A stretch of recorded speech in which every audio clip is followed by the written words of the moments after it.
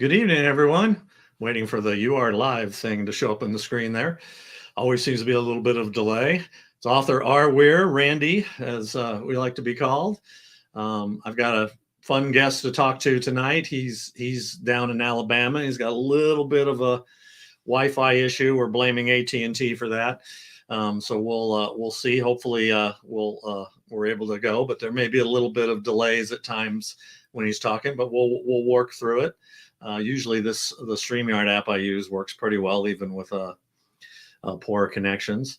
I was going to mention that I did an event last weekend, Dakota Ridge, and here's a couple of people that were buying books. It's the first book event I've done this year where I've actually sold really well. That has not been, it's actually a craft fair, not a book event, but sold really well. And I had quite a few people buying, including entire groups of series. So I'm holding out hope that I'll have a good year this year when it comes to selling. Last year was down about 25%. And next week I've got two events. Friday I'll be at a church in Westminster, Family in Christ, and then I'll be at the Molly McGee's event that's in Longmont, which is usually a huge craft fair, and I usually do really well there as well. And then I'll throw a quick plug out for my latest book, Murder by 100 Cuts. Jarvis Mann back dealing with the Front Range Butcher, his trial. Hope you'll check it out, and getting great reviews on that. It was a intense book to write, and it was fun. And then I've just finished my first draft on my new novel in my new series, which I'm not completely telling everybody about, but it went off to beta readers, the first 20 chapters, and I'm hoping to get that out by the end of the year. I have a feeling that's not going to happen. It may be more like first part of next year, but we'll see how it goes. So anyway, my guest tonight is from Alabama, and he and I met at Killer Nashville, and he was also at BoucherCon this year. Actually, he's been going to Killer Nashville probably longer than I have. But we have Jim Nesbitt here. Hi, Jim. How's it going? I'm pretty good, Randy. How are you tonight? Thank you for having me on. I always love doing these things, and it's just a good excuse to climb out of the rut.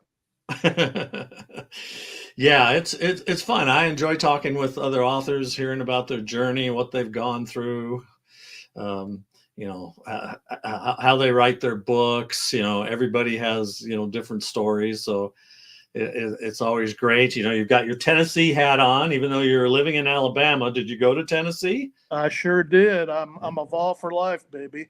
Yeah. And class of '78.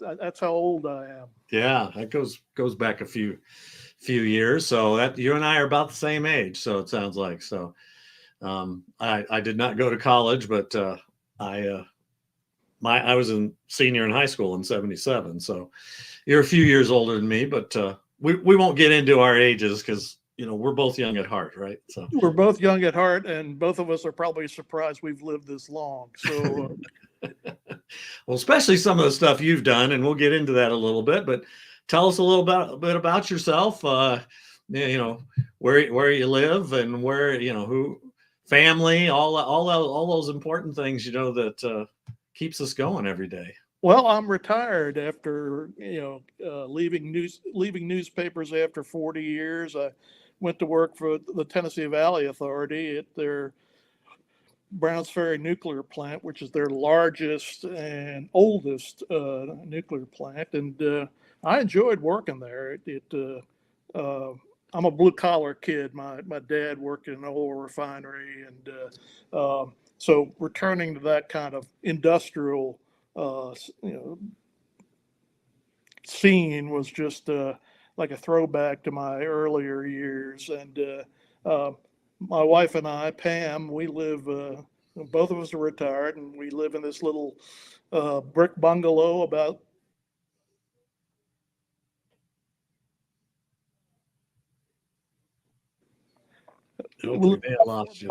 Courthouse Square, and just love it. I mean, it's small town, Athens, Alabama, and everybody seems to know you and wave at you. And even though it's in Alabama territory, I walk my dog with my Tennessee hat on, and I've got orange and white fence, an orange and white fence, around the yard. So I'm that guy.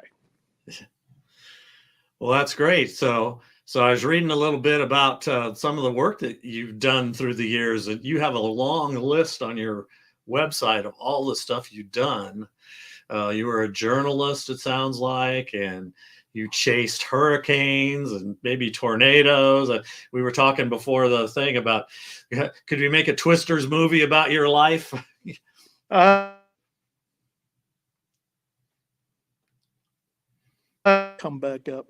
Yeah, well, or a hurricane movie about my life. I mean, I chased those things for quite some time. I think I covered, it's either 15 and 12 years or 12 and 15 years. I can't remember, the number, but and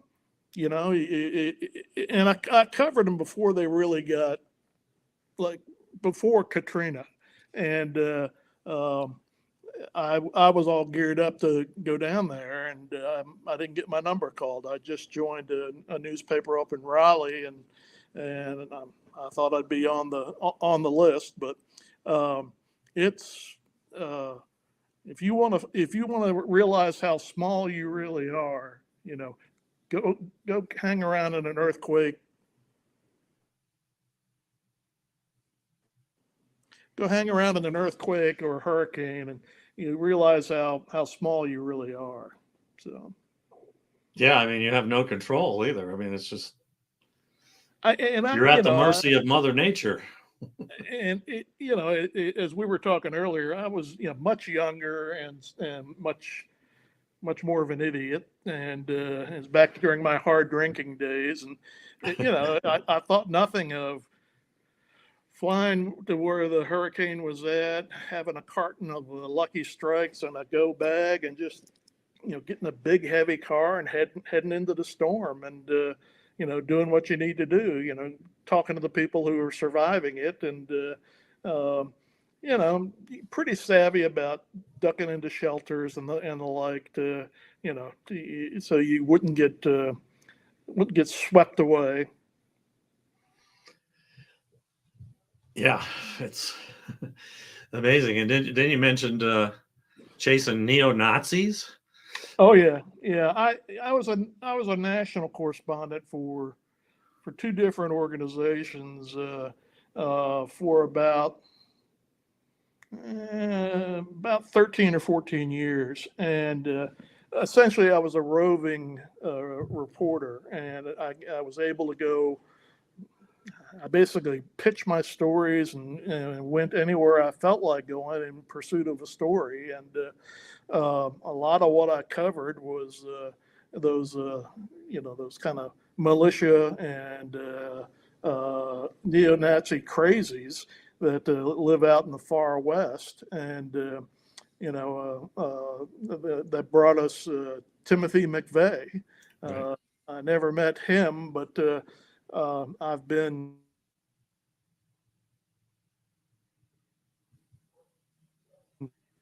in a living room interviewing a head of a militia group up in the Bitterroots of Montana, sitting in his living room and having a bunch of his crew brandishing weapons. One guy was twirling an AK by the clip on the toe of his boot.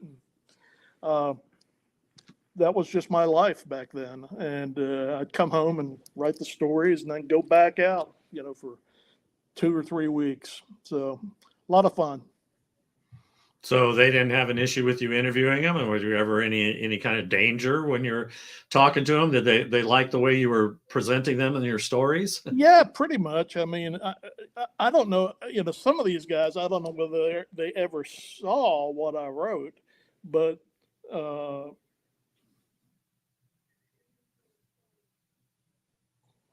the militia leader, he just, in my questioning of him, he liked what I apparently took a liking to me and showed me his herd of domesticated elk. They put hair on my sports jacket that took me like a month to get rid of. So A herd of domesticated elk. oh Yeah, they thought I had food and they were looking all over me for it. So Yeah, because elk, we have a lot of elk here in Colorado. We go up in the yep, mountains and stuff, and I see all these dumb people who go up really close to them to get a picture, and then of course the elk will charge, especially during the rutting season. yeah, yeah. And they're like, I mean, they're definitely not domesticated up here, so I would never get that close to one. But it sounds like you could just walk right up to them and be nothing. I was standing next to the militia leader, and they, they definitely were. They were like pets. He was the alpha, the pack leader, and they or the herd leader, and they were kind of following him. So I felt relatively safe, but I carried some hair with me for about 2 weeks.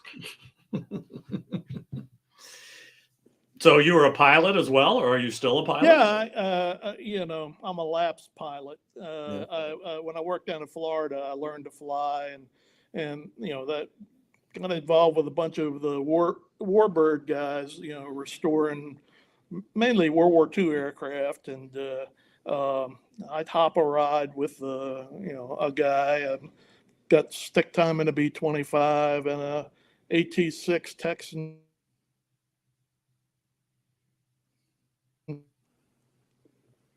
Time in an AT-6 Texan. I've even got time in the Goodyear blimp. Oh when, wow. when I was covering the World's Fair down in New Orleans, I had an opportunity to hop a ride, and the pilot put me in the seat, and I was flying around over the office towers of downtown New Orleans, and it was quite a thing. You don't have a stick. It's like you're in a wheelchair, and you're trimming the thing with the wheels up or down, and then you have to put a control input on the rudder, and if you're done, completing your turn and how far you want to go, you've got to put in counter. Um, you've got to put in the opposite input to stop the turn. So it was very interesting.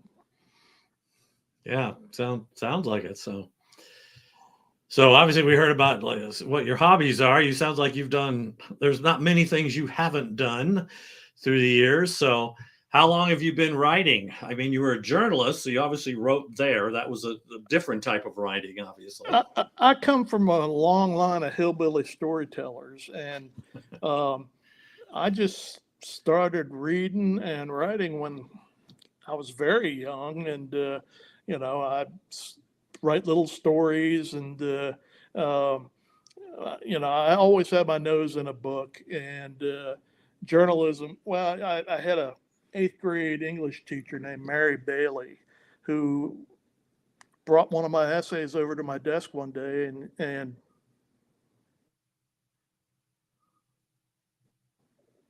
and Mrs. Bailey said, "You're a writer, and you should pursue this and take it seriously because you've got talent."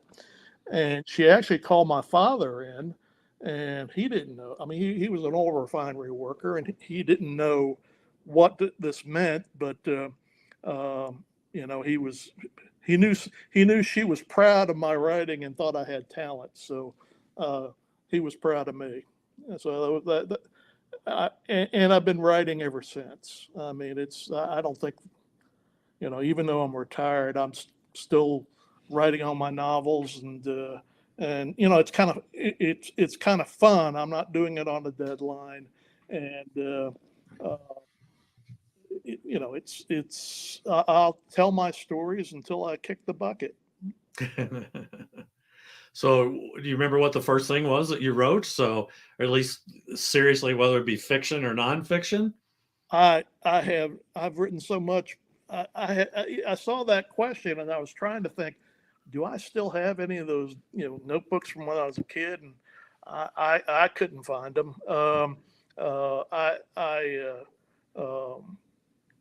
I remember writing a feature piece on a Birmingham cop who was shot dead trying to arrest a store robber in downtown Birmingham, like on either the day of or the day before he was supposed to retire. And that I went early with my photographer, and we were up in the balcony of the church, and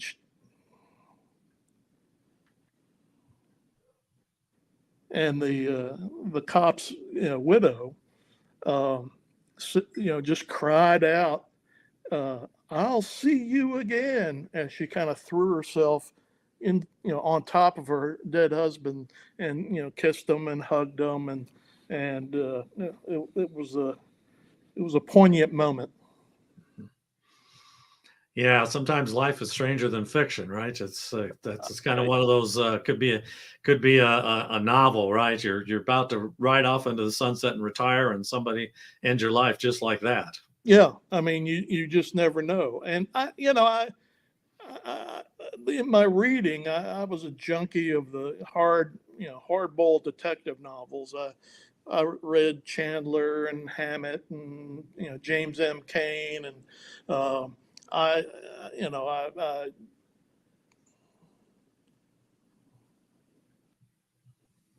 always knew that if I went to start writing fiction, it would be hard-boiled fiction, hard-boiled detective novels.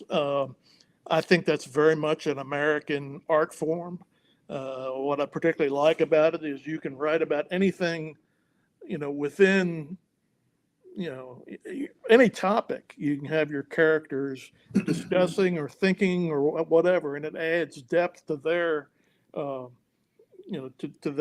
their character and their life.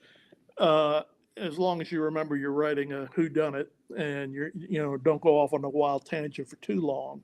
But you can comment on things through your characters, and it's a convenient way to show who they are without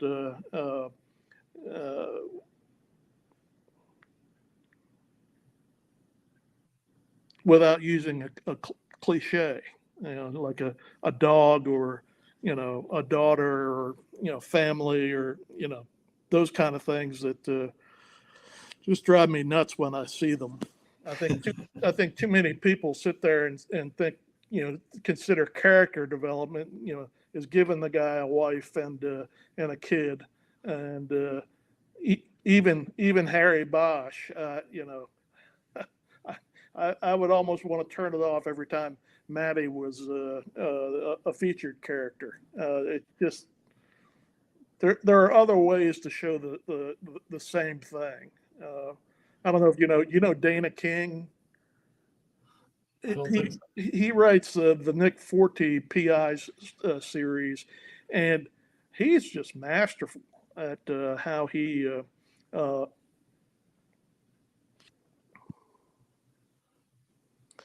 gives depth to his characters. His guy was a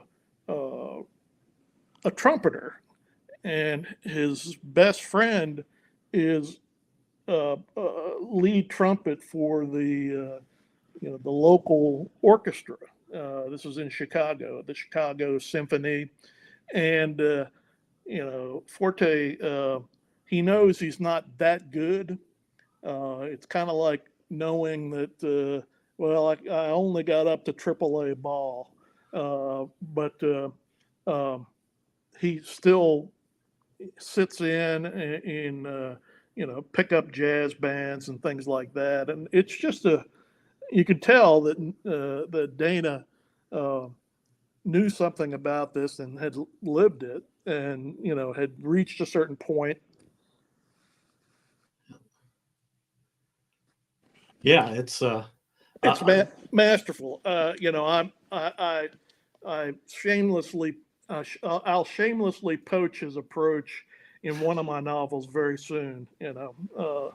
That's but when I started writing this Earl Burch series, I didn't even think about writing a series, and B, I didn't know whether the main character would be durable enough to carry a series to 4 and now 5 books, and you know, giving me the chance to show some twists and turns in his life.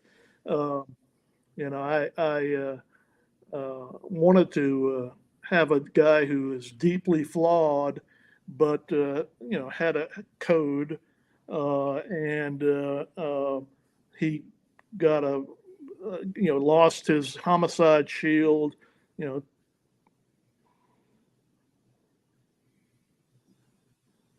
lost his homicide shield 20 years ago, and is like yearning for redemption, and yearning to regain that feeling of a higher calling that he had, when he when he was a murder cop. Um, so it's he starts out kind of withdrawing into a shell, just taking on the type of cases he develops a niche where he's chasing the fugitives from the savings and loan bust that hit Dallas in the late '80s, and but as he progresses, he finds that he's still got the instincts,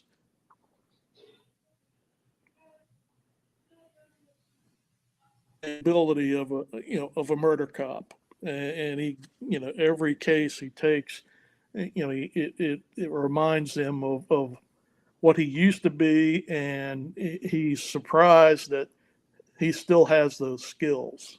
So, uh, and I've enjoyed watching him age. I have not given him all my maladies, but we share a taste for good whiskey and the 45 automatics. So, So is Ed you? You consider your character, and so is it written? And I have to say, I have not read your books. I should have got online and at least got a couple of previews of it. But are they written in the classic hard-boiled first-person narrative, or no, they're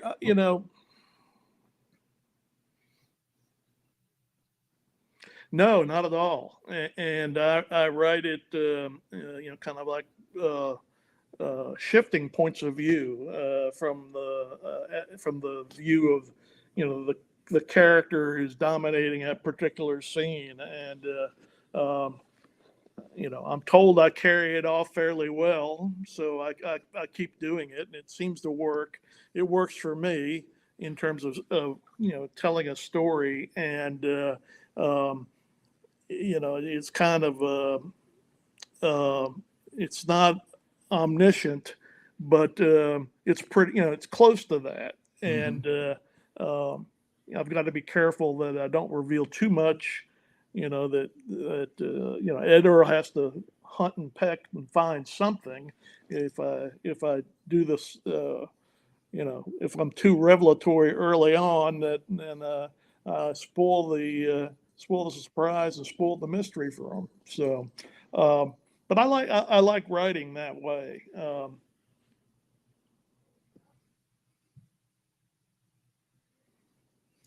I find that just first person. Uh, I think it narrows you down. Narrows your scope too much, and you're not telling as interesting a tale as you could tell. so which is the first book in the Ed Earl's series? The Last Second Chance. Yeah. This is where you meet Ed Earl right after he's lost his badge. He's got his life kind of pared down to a foot on the rail of his favorite bar, which is Louis in Dallas. Going to his office, which is kind of a ratty walk up near the old Dr. Pepper plant in Dallas, and which no longer exists, I think, and taking on his cases, and then woman named Carla Sue Cantrell walks into his life. Woman named Carla Sue Cantrell, who's a kind of a lethal, a petite lethal blonde, walks into his life and turns it upside down and gets him in trouble with the law, gets him chased as a murder suspect, and he's confronting drug lords and sicarios and bent cops and things that really force him to call on the skills he used to have as a street cop. And he finds he still has the ability to survive and figure things out. So he's flawed, but he's and I set out not to have not to create somebody as super smart as Sam Spade or Philip Marlowe.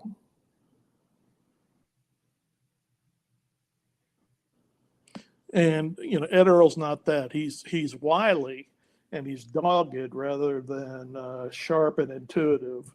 And I think that makes him more of an everyman than some of the earlier detectives from that came up via the masters. He's not the Continental Op, although like the Continental Op, he gets the hell kicked out of him a lot more than the other guys. So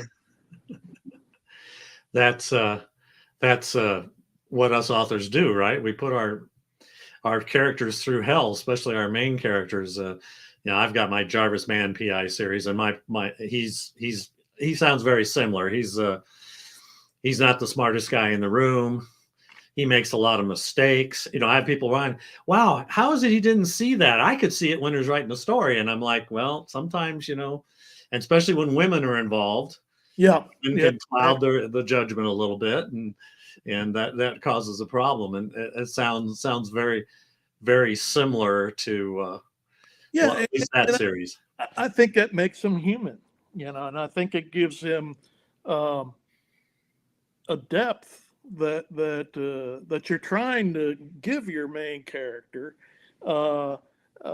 and without relying on the crutches and cliches. I think Ed Earl is by the end of this first book is a pretty fully formed character, and so what's he going to do next? I just rolled over and started writing the second novel almost as soon as I was finished the first, and it's kind of like, well, I'm going to throw Ed Earl back into the West Texas briar patch and see whether he comes out alive or not. Why'd you pick Texas? Did you used to live in Texas at one time? I lived in Dallas for 2 years and didn't think I'd like it, but liked it a lot. And then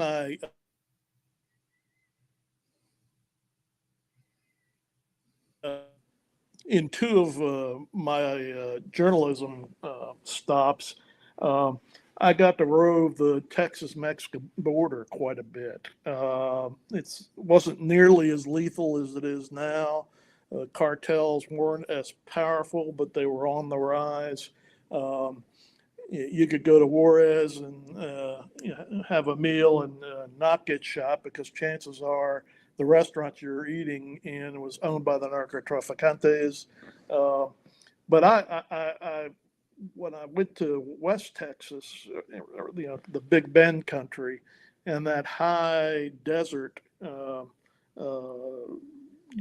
from Fort Davis and Alpine and Marathon, I just fell in love with it. It's harsh, stark, but beautiful. You've got mountains colliding. You've got the vestiges of the Rockies coming in from the northwest. You got the Sierra del Carmen's.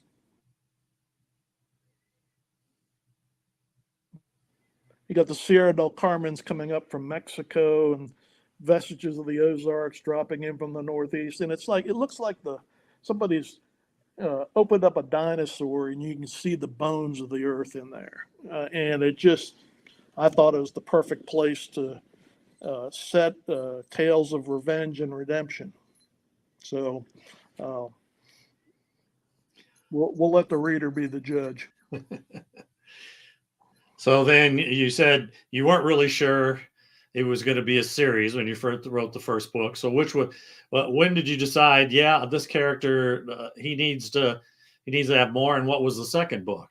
The second book is The Right Wrong Number, and it has been, it's kind of my orphan child. It's not as popular as the other three, but I like it a lot. As I said, I just the story just popped into my brain not long after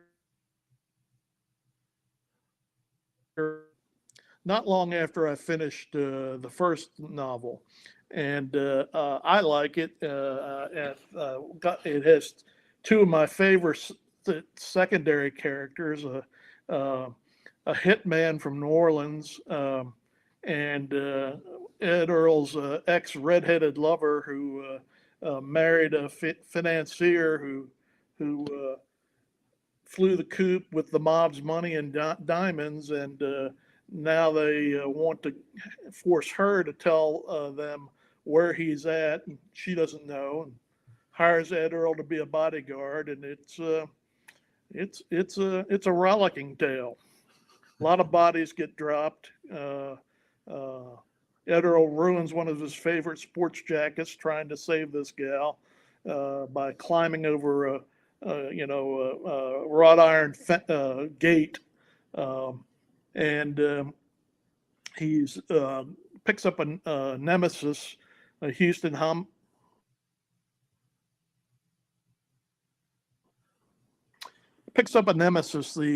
Houston homicide detective named Willis Quanah Jones, nicknamed Cider Jones, because he, as a rookie cop in Houston, he drank a lot of cider that was laced with Everclear, and wound up losing his dinner, his lunch, his breakfast, last week's breakfast, to the point where people started calling him Cider just to remind him of his folly. So Ed Earl, Cider thinks Ed Earl killed his partner or is responsible for his partner's death, and is very content to let Ed Earl, get in bad with the bad guys, and hopes to see him get dead.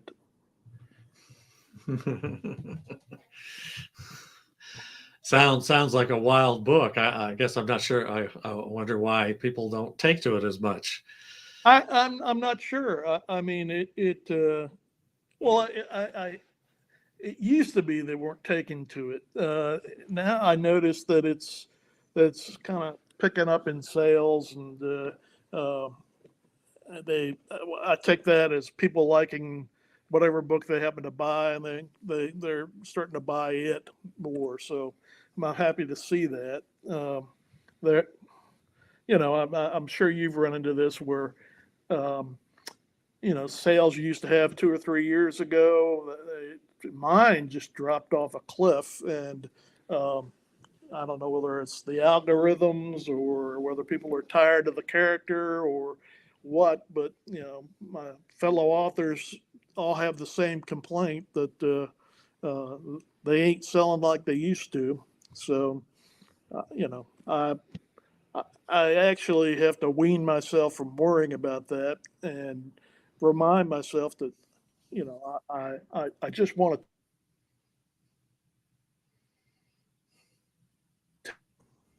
to tell these stories and see my name and the title on the spine of the book on a bookshelf, and I'll keep writing them until I kick the bucket. Yeah, I mean, I tell most young writers, who want to write, so do it because you love it. Do it because the ideas are in your head, but don't think you're going to make a fortune at it. Yeah. Very few are lucky enough.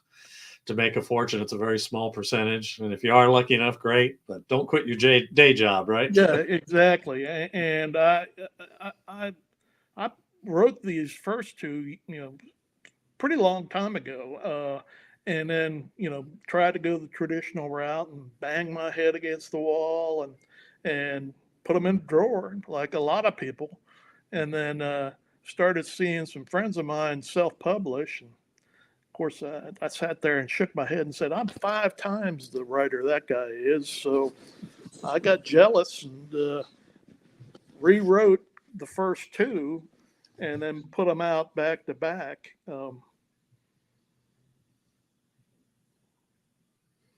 I mean, both of them were complete rewrites. So, and it was good that I did that because it refreshed my familiarity with my main characters. Have you ever had a secondary character to leap off the page and take over the book? Yeah, sometimes. I mean, I've got like in the Jarvis Mann series, I have Brandon, who's he's a construction mogul, but he's kind of a gangster, and he's kind of a frenemy of Jarvis, and he pops in and out of the whole series. So he's when he shows up, I think people pay attention. I'm blanking on his last name for whatever reason right at this moment, but because I asked you a question. yeah, that's right. I have to go back here and I got to grab a book and see if I come up with it. But yeah, I do, and I think especially my other series, the Divine Devils series, that series I have 50, 60 characters through most of the books. There's a lot of the Jarvis series is in first person almost exclusively. Divine Devils is in third person, the omni present. So you're seeing lots and lots of various characters and their points of view and stuff, and keeping them all straight sometimes. My audiobook narrator, I told him, because he does a lot of different voices, and I'm amazed at how he's able to give each voice its own tone and stuff, and it's a real challenge because there's so many there to keep track of. I've got a similar problem, and I have, since these books are set on the border, you've got a lot of Spanish speakers and switching from Spanish to English, and or English to border Spanish, and so I have a lot of Spanish dialogue in the book. I try to tell people what they were talking about, without being too repetitious. But I think that's what you hear when you're down there. Sure.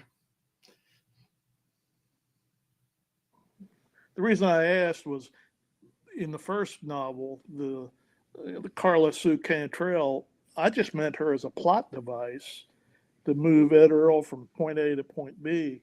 And she just started taking over the book, and she just was this marvelously cunning and violent character, and a total smartass, and matched Ed Earl's kind of cynical nature. And the interaction between those two defined Ed Earl much better than if I kept him alone. And his reaction to her, defined her as well. So you never know when something like that is going to pop up, and you hopefully have enough sense to step out of the way and let them take over. And the character, I knew the name would pop in my head. It's Brandon Sparks. He's the construction mogul and possibly a gangster. The construction industry is a little shady sometimes and stuff. So he's kind of one of those.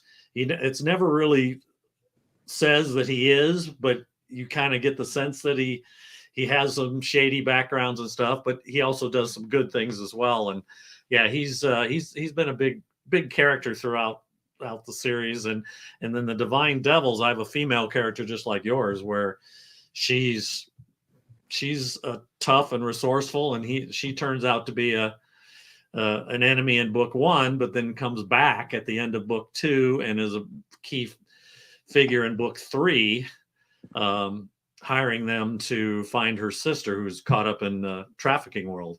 Yeah. And she was like, she, again, she's an enemy and they don't really trust her, but they're willing to help her. Hunter Devine and his group willing to help her. And, but there's always that background where is she going to stick a knife in our back, and stuff. Yep. But see, I as you can tell, I'm a pantster.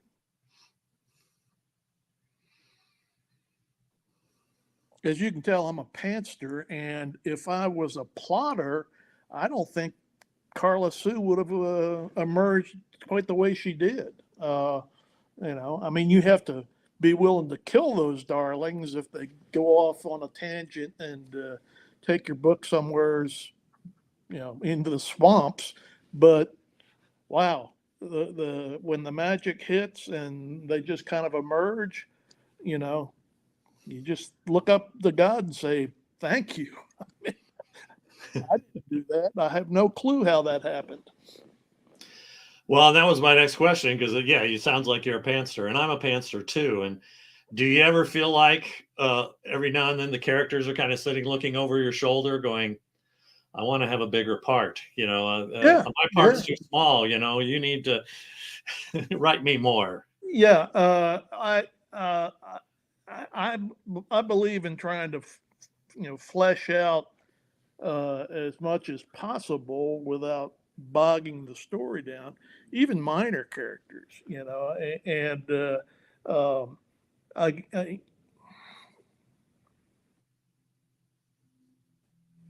I give that a lot of thought, and just don't have stick figure walk-ons. But I don't think I've tried plotting. It just doesn't work for me. Now, I'll do the character notes and have an outline of where the story's going, who the main characters are, what's the main action points. But once I get that done, I put it in a drawer and try not to look at it unless I absolutely have to. It's almost like I feel like I'm cheating if I do that. Yeah, I was on a panel a couple years ago at Killer Nashville, and we were talking about pantser or plotter, and I was sitting next to James, I'm blanking on his last name, of course, and he was a big plotter, and I was a pantser, and I said, well, being a plotter, it's probably easier for you being a plotter as well as a pantser. I kind of just go off in all kinds of different directions, and sometimes you write yourself into corners. And he goes, not necessarily. He said, sometimes even though I plot it all out, I can get myself in trouble as well. So yeah, and it's back in my journalism days when I teach writing. I told people, you don't want your story to be looking like a overhead view of a charter tuna boat, with all the rods pointing in, different directions and that kind of thing. You want those, you want everything pointing inward, and driving the story forward. And I try to keep that in mind as I, add yet another character to the book. That is it going to help the story? Is it going to move it along, or is this this character just popping up and you're indulging yourself and writing it, you really don't need it. Yeah, my editor oftentimes puts notes in there. She highlights like on a whole paragraph or two, and she goes, "This doesn't move the story forward. Get rid of it." So, and sometimes I do, and sometimes I don't. Sometimes I'm like, no, I think it still fits, and it's going to come back up later. Yeah, maybe she put it in early, and then it kind of it revisits. But yeah, a lot of times she's right. I do that, and I have a tendency to maybe ramble on a little more than I should, and don't get the story moving forward. Well, look at McMurtry. My God, all his books, they could have ended 4, 5, 10 chapters before they do, and he just keeps rolling. Mm-hmm. So I not that I'm James McMurtry, but shoot, I think long-windedness is not a vice, and less is not more, more is more. Well, yeah, Clint Eastwood is very well known for taking scripts for movies and ripping entire pages out Yeah, of it and stuff, and sometimes as an author, you got to do that too and say, you know, yeah, you have to, and it's the schizophrenia, you creative schizophrenia. You have to, be willing to let that stuff come out and ditch the format. But at the same time, if it's not moving if it's not in service of the story, then you kill them off. So how many books so far in the series? So you did book 1 and book 2. I know there's at least 4, right? Yeah, there's two more, and I feel like it's kind of the third and fourth, is where I really hit my stride, and Ed Earl's kind of matured as a character. Um, it's the best lousy choice is the third book, and it's the one that's won the most hardware. It's won a silver falchion at Killer Nashville, and was best crime fiction for 2020, 2022, 2021, I think, from the Independent Press Association. And I'm forgetting, it picked up something else, but I'm forgetting what that is. But I think it's, I think it's the most powerful of the 4 books, and really shows Ed Earl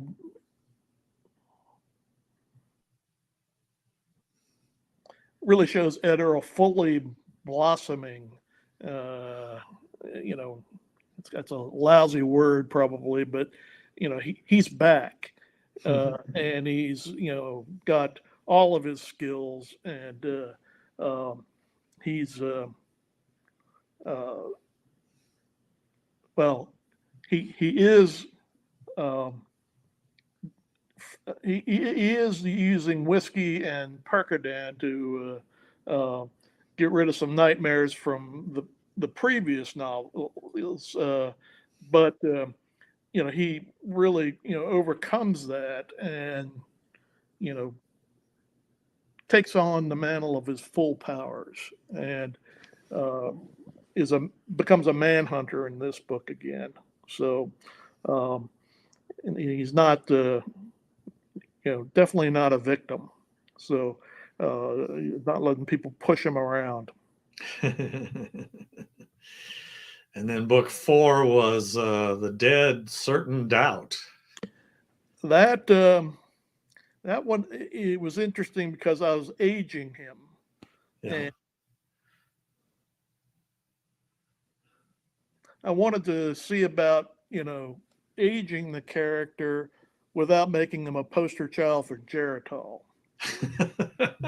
Well, because a lot of books, the characters don't always age that much. No. Maybe they have some physical maladies, but maybe a little bit of gray hair, but they don't usually, Spencer, Robert B. Parker has written that book for years and years and years. Yeah. And he never really seemed to age any. Yeah. And I just thought I gave him some of my maladies, I gave him early on. I gave him a bad set of knees, like I've had, and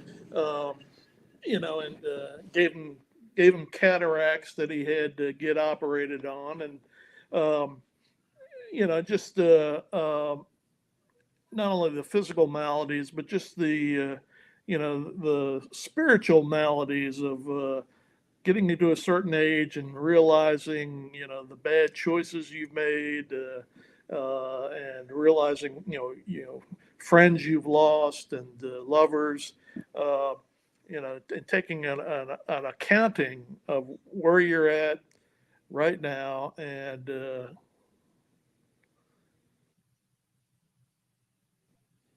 realizing that you need to go back and make amends with people you've left in in the lurch.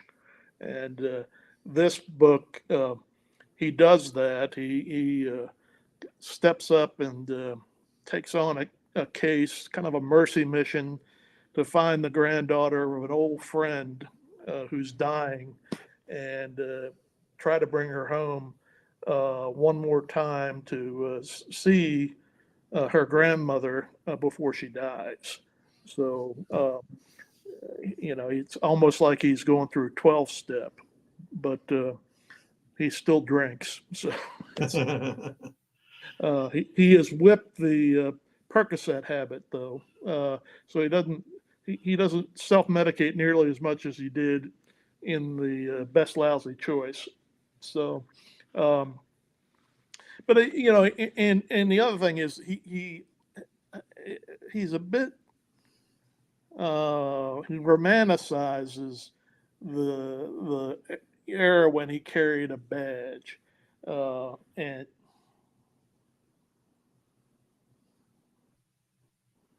but that it did give him a sense of a higher purpose, a higher calling, and he felt like he was belonging to something bigger than himself, and he misses that.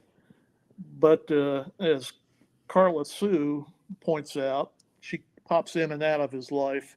Um, you know, you've been living like an outlaw for far too long to get a badge again, and you're dreaming if you think it's going to be the same as when you had a badge the last time. So why don't you quit that foolishness and come with me and be an outlaw? So, and it's mighty tempting. So it's interesting to see him wrestle with that.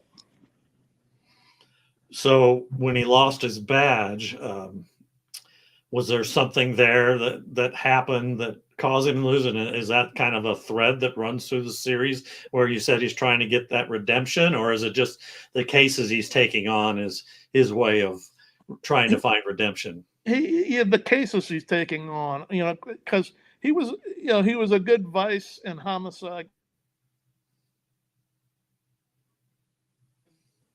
He was a good vice and homicide cop, but didn't know when to shut up. Got in hot water with the bosses. And what got his badge yanked was bouncing a pimp off a wall in a bar in front of the pimp's lawyer. Oh. And it was like one last straw. Right. And the pimp, it happened to be part of the pimp's stable, had a hooker who gave Ed Earl kind of a mercy ride, a freebie, when she found him deep in his cups when he went through his third or fourth divorce. I forget which one, but she winds up getting murdered, and he gets the case, and he's talking to the pimp, and who just basically says, "Well, these things happen," and Ed Earl, remembers her, picking him up when he was down, and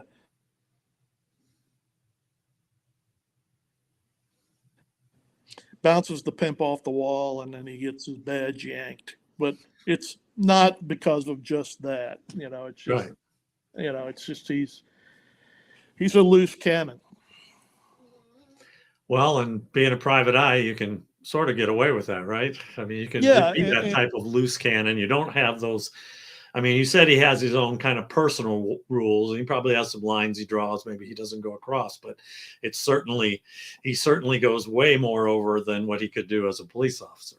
Precisely. And what's interesting is that, well, you be the judge of whether it's interesting or not, but I've got him, the people that have watched him in action out in West Texas are, impressed by some of the things he's done, and they think, yeah, maybe we need a loose cannon. Maybe we'll give a loose cannon a badge and see if he can help us, fight off the bad guys and the rise of the cartels, and because we need help. So that's that's their motivation. Now,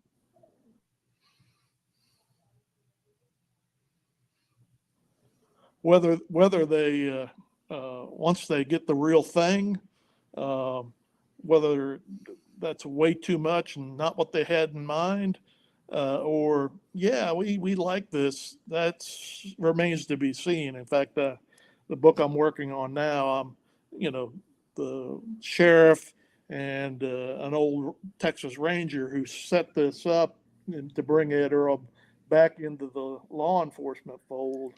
Um, they're wrestling with some of the things he's doing, and they have to remind themselves that these are the things that he does that attracted us to him, are the reasons we brought him out here. So So you've got a book 5 that you're working on, it sounds like. yep, working title is The Fatal Saving Grace, and I always like to twist words. I blame John Prime for my titles because he always wrote his songs where he'd get you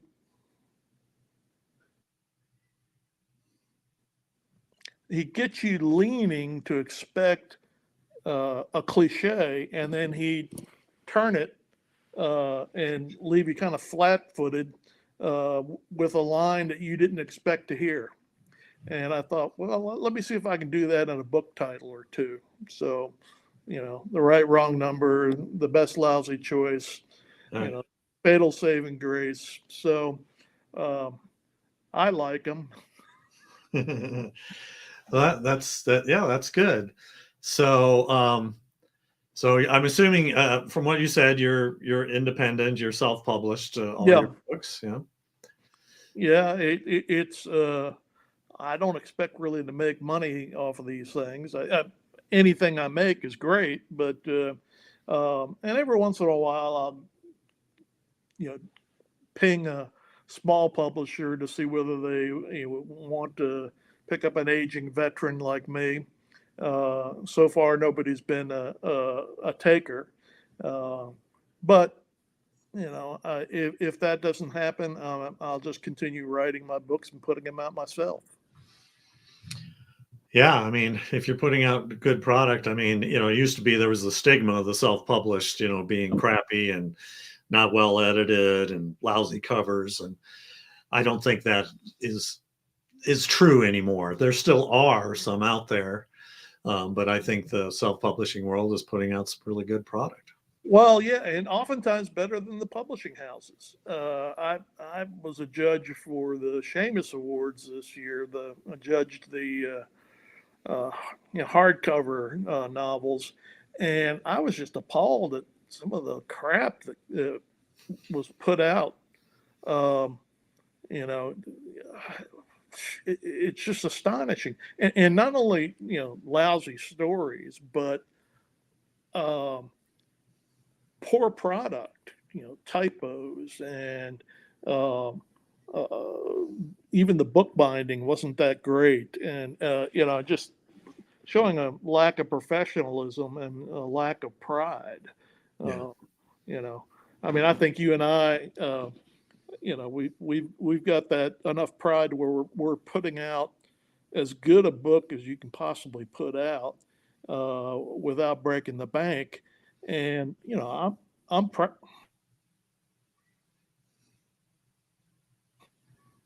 I'm proud of the standard that I've established for myself and try to hit every time out. I'm an ex-journalist, so I mean I've trained to work with graphics and the printed word and photography, and for and very aware of the total package you're trying to get when you put a book together. Yeah, I mean, you've got to get the formatting right and everything Yeah, else. I mean, I'm Kindle Direct Publishing. I do that, but any of those, you've got to get the formatting correct, or the books look funny, you know, whether they're ebooks, and you've got to check them. You Yep. know, they'll display a little differently, and it's different for paperbacks as opposed to ebooks. And then of course they've got hardcovers, which is even a different format. So, Yep. and different covers, you know, and audiobooks even different. So Yeah. Yeah. Oh, I've been approached about, doing an audio book, but haven't really pulled the trigger on that for a reason that we talked about previously. I've got so many different voices in my books, and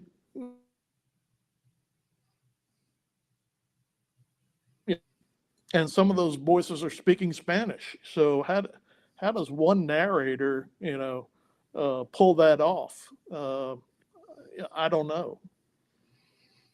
yeah, you got to search and search. I mean, I went through 4 different ones for my Divine Devil series where I found the right one. For various reasons, it just didn't work, or Yeah. a couple of them started and then never finished, and I had to, you know, break the contract and all that. And then I finally found my one now, and you know, people who listen to it say he's done a really good job, but it does take a while to find. And obviously Spanish speaking characters, they need the accent. I mean, Yep. you can phonetically say Spanish words, but you're not going to Yeah, sound yeah, like you're from yeah, that part of the world. yeah, yeah, and um, you know, Texas Texan is almost a language unto itself. So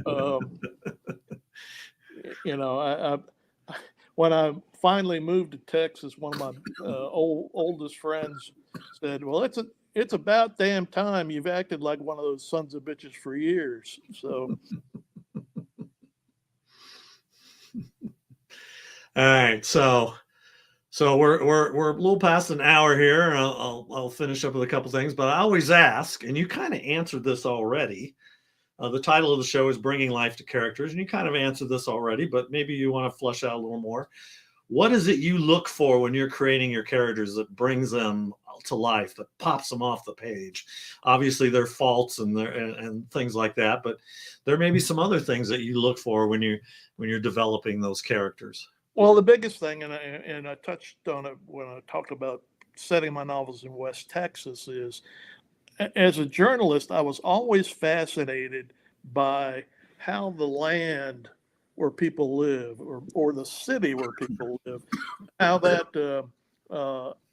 you know, what effect that has on the people living there. It works on them as they're working the land to try to wrest a living from it. And I think that's another way to show character. Um, you know, internal dialogue, external dialogue, action, and I think you should have the setting so vivid and strong that it's a character unto itself. And you know, you don't want to limit the avenues you take to show character. You want to use as much as you possibly can, albeit in the service of the story, to show who these guys are and what they're about, and in a way that it doesn't preach or bores the hell out of them. um, that's one of the things I try to do. I think sometimes uh, I think writers tend to too many writers tend to treat setting as that flat scenery deal you see in the background of a theater where a play is being put on. It ought to be more alive and more multidimensional than that that flat. So Yeah, I agree. Yeah, more three-dimensional than two-dimensional. yeah, exactly. And it's supposedly the book is a two-dimensional thing. Well, I beg to differ. The words give it that third dimension. So what advice do you give aspiring authors? I mentioned a little bit of my advice earlier, but maybe you have some. Don't do it. Run away. That's the advice I would give a journalist. But I think it's very similar to yours. What's the secret to writing? Put your damn butt in the chair and do it. And the worst advice you can get is, write what you know. Well, that doesn't take it far enough. Know what you know, get to know more, do your research, and facts are your friends, and it'll build a really strong foundation for you, and you'll be surprised at how your writing takes off as a result of that foundation. So do your homework. Yeah, I agree. So you sent me a couple of pictures. This is, I think, the hat that I usually had seen you with wearing, I think, at Killer Yep. Nashville. Yep. That's what is that? A sunbody palm leaf straw, and it it fits my nearly size 8 head. And my wife took that picture shortly after I got. I found a place that out in New Mexico that did leather hat bands and stampede strings. So I put that leather on just about all my hats now. That could be Ed Earl right there, huh? It could be. Leather jacket. I have that's one of the things where I've got him being a sheriff's investigator out in West Texas, and he's had to get a hat, and he loses that hat, but the local the local Western store had picked up 2 or 3 more in size 8, so they were ready for him. And then I got to ask you about the car. That's my pride and joy. That is a 72 Olds Cutlass Supreme convertible that I got shortly before my wife moved down here to Alabama and retired. And we've just enjoyed the hell out of just taking a run up to Tennessee to go get liquor and lottery tickets, or just tooling around and driving the Natchez Trace. I bought that thing and started, saying to myself, why didn't I do this 25 years ago? There's another hat that I've got. Yeah. Got rattlesnake band, and I need to break that hat out again because I haven't worn it lately. So are those white leather seats? Vinyl. They're vinyl. Okay. Yeah, yep. Car was in pretty good shape when I got it, and then a guy that has unfortunately passed on, a guy named Fred Allen, did all the body work on it. He cut out all the Bondo and put metal back in, and I've had the engine, transmission overhauled, and just enjoying running the thing. Have push button radio, AM only? No, I got a Bluetooth that's got the traditional look. Yeah. And the radio did not work at all. So wait a minute. When I picked it up, there was already a replacement radio, and I went ahead and subbed out something that had more of the traditional look. Hand crank windows? You bet. Yeah. And cranked, and went to a window guy who kind of tuned them up to where they don't screech and holler nearly as much as they used to. And it's got it's holding up quite nicely. One of the things my body guy did was he got hold of the proper bolts that are supposed to kind of slip as the top goes up and back, and somebody had put regular bolts in there, and the arms were kicking out and ripping the top. So he got that straightened out for me. I do a car show every year in Loveland. Usually sell quite a few books, but it's a 3-day event. But I love going because I get to see all the classic old cars. And Yeah, I didn't have a picture here, but there was this Corvette that had this incredible paint job. I mean, it looked different no matter what angle you were at. It was a 59, and it was just unbelievable.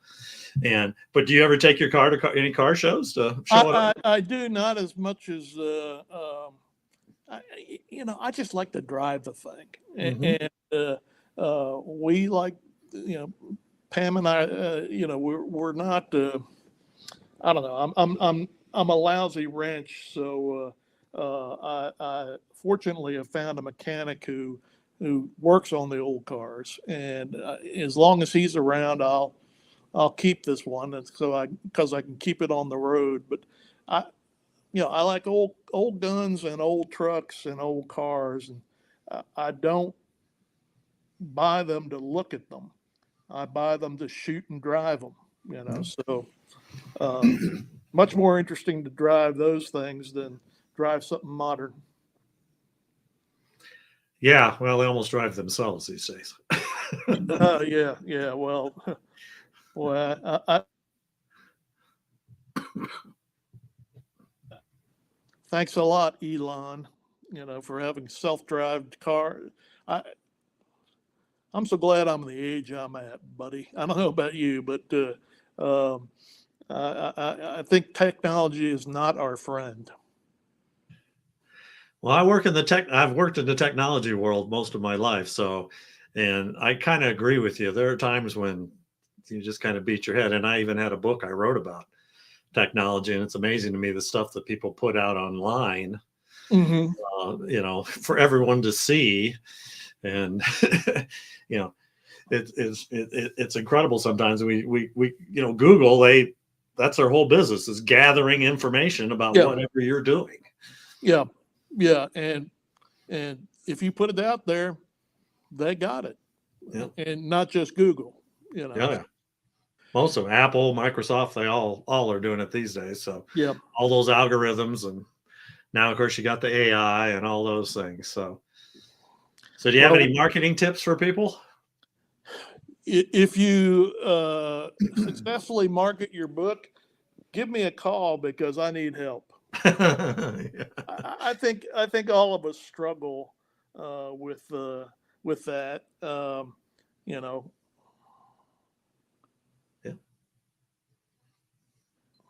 I think I'm making the right moves and the right dance steps, but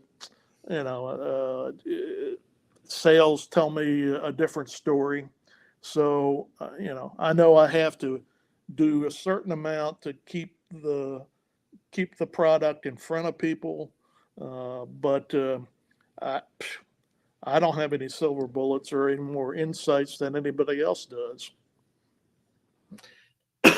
Excuse me. Yeah, it is, and there's so many books out there you're competing against and trying to stand out. And biggest thing for me is try to get hopefully that first book in people's hands. And if they like that first book, then they'll hopefully, if you have a series, hopefully they'll look at the rest of the series. And that still is the hardest part, is getting it in their hands. And I get people who buy books and they'll come back, "Oh, I bought a book from you last year." And I says, "Well, how did you like it? Did you enjoy it?" And he says, I haven't sat down and read it yet." Oh God. Yeah. I had, a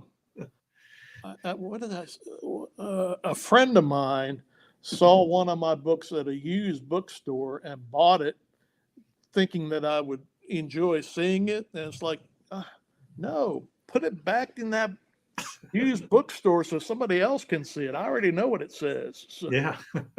I didn't say that to her because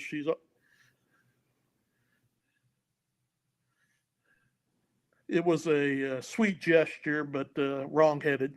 So Yeah, every now and then I'll see one of my books on Amazon. It'll be a used one. It'll say signed by the author. and they're selling it for like $75. And I'm like, wow, I'm underpricing myself. If someone's going to pay that much for, Yeah. for a 200-page paperback. Yeah. Yeah. Yeah. I don't know. I was interested. One of the things, lately I've found that I'm having more success in selling live. Going if I go to the right show Right. or the right venue, than I do online. I mean, it's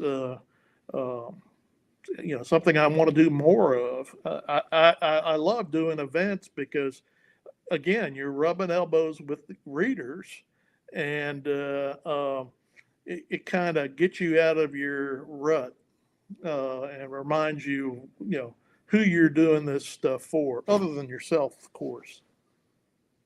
Yeah, I do a lot of craft fairs, and I've had good luck. I mean, I've had some events where I could sell 90 some books, which is great. And, other events I don't do as well. I don't usually do as well at the pure author events because Yeah, yeah, there are so many other authors you're competing against. But yeah. No, I agree.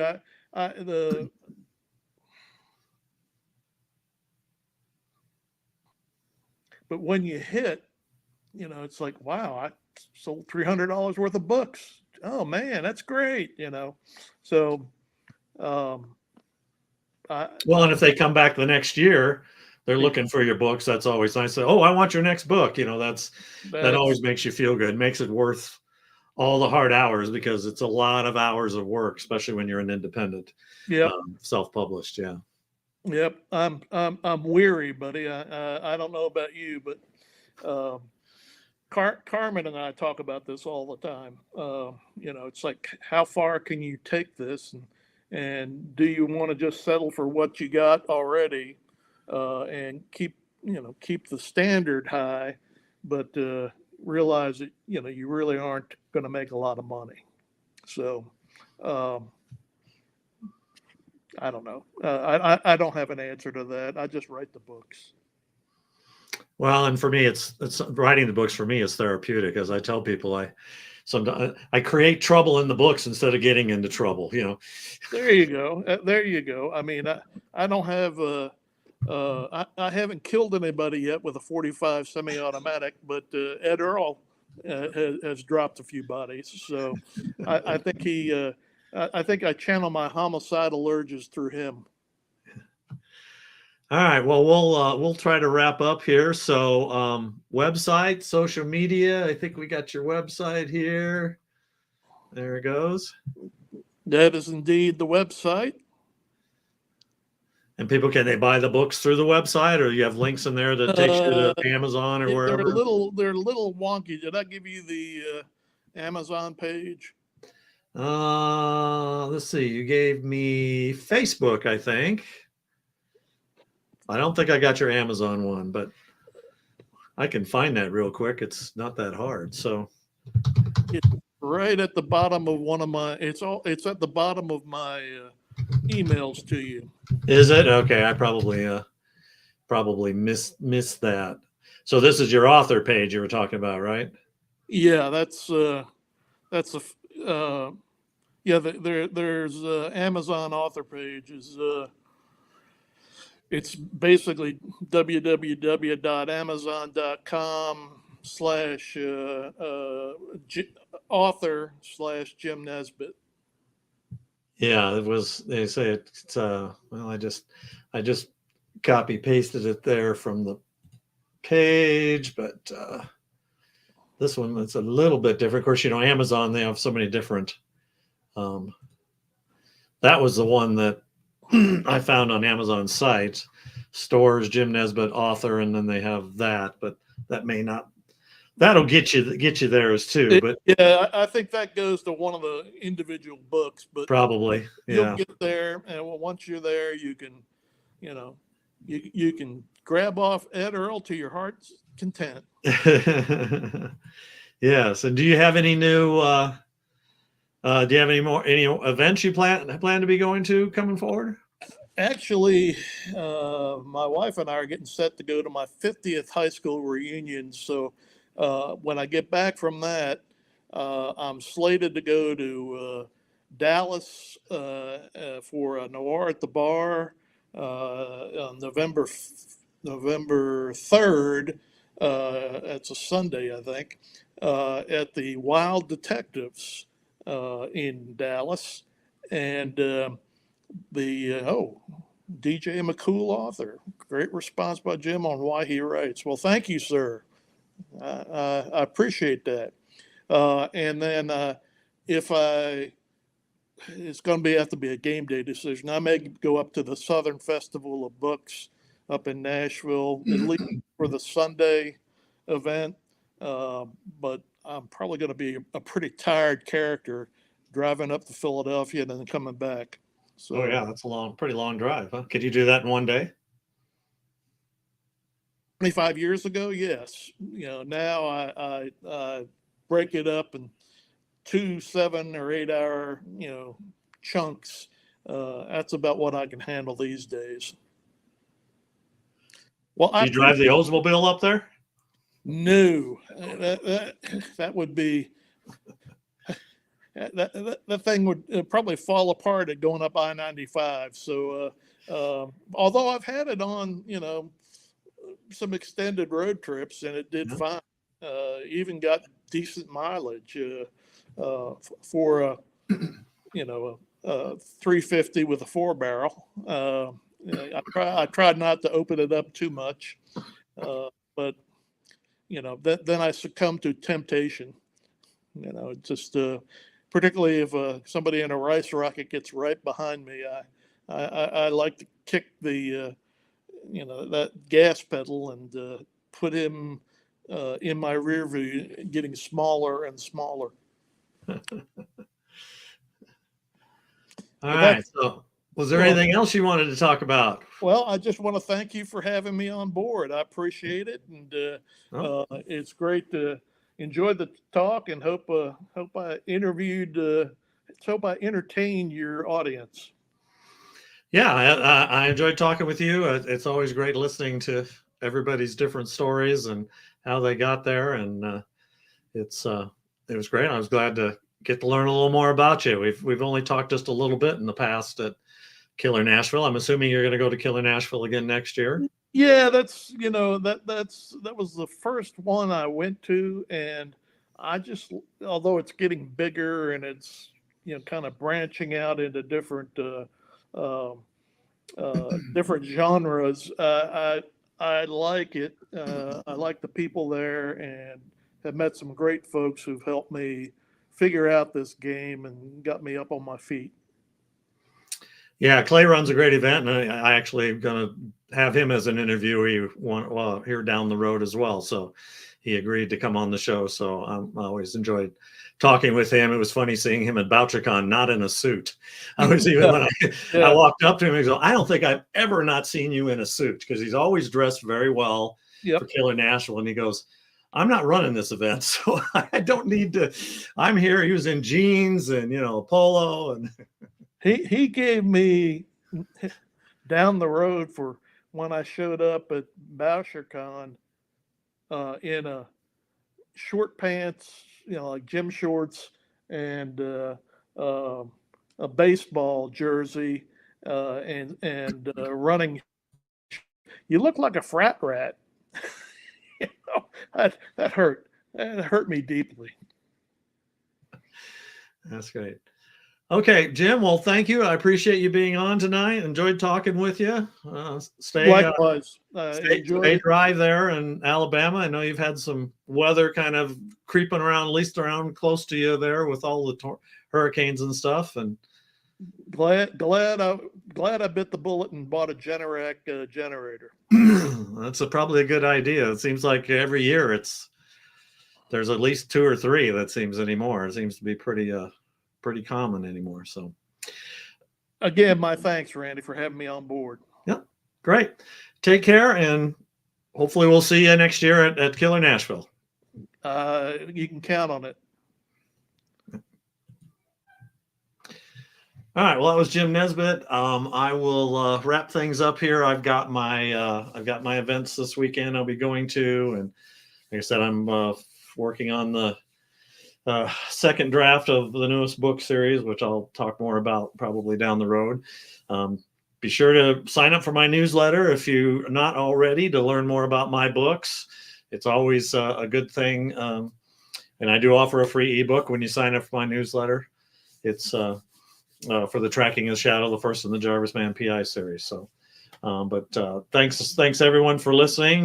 Next week, I'm going to have Mary Hugesberg is not week, 2 weeks. Sorry, 2 weeks. It'd be Tuesday. 2 weeks from today on a Tuesday.